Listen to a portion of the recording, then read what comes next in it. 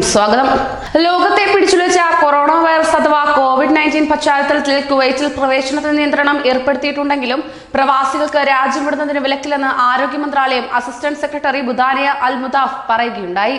അതോടൊപ്പം തന്നെ പ്രവാസികളിൽ ആർക്കെങ്കിലും വൈറസ് ബാധ കണ്ടെത്തിയാൽ കുവൈറ്റി പൗരന് നൽകുന്ന അതേ പരിഗണന തന്നെയാകും പ്രവാസികൾക്കും നൽകുക എന്നാണ് അധികൃതർ വ്യക്തമാക്കുന്നത്. വൈറസ് ബാധ ഏറ്റിട്ടുണ്ടോ എന്നറിയാനുള്ള പരിശോധന എല്ലാവർക്കും സൗജന്യമാണെന്നും അവർ പറയുകയുണ്ടായി. കൊറോണ പടരുന്ന ഭീതി നിലനിൽക്കുന്നുണ്ടെങ്കിലും കുവൈറ്റിലെ പൊതുമേഖലയുടെ പ്രവർത്തനങ്ങൾ സാധാരണ നിലയിലാണെന്ന് സർക്കാർ വക്താവ് താരിഖ് അൽ ഒമസ്രീൻ പറഞ്ഞു. പഞ്ചിങ് നിരോധനം, മാസ്ക് ധരിക്കൽ എന്നിവയൊഴിച്ചാൽ പൊതുമേഖലയിൽ മാത്രമല്ല സർക്കാർ മേഖലകളിലും വേറെ മറ്റൊന്നും അധികം വരുത്തിയിട്ടുമില്ല. അതേസമയം കൊറോണ വൈറസ് വ്യാപനം തടയുന്നതിന്റെ ഭാഗമായി GCC രാജ്യങ്ങളിൽ നിന്നുള്ളവർക്ക് മക്കയിലേക്കും മദീനയിലേക്കുമുള്ള പ്രവേശനം താൽക്കാലികമായി തടഞ്ഞതായി വിദേശകാര്യ മന്ത്രാലയം അറിയിക്കുകയും ചെയ്തു.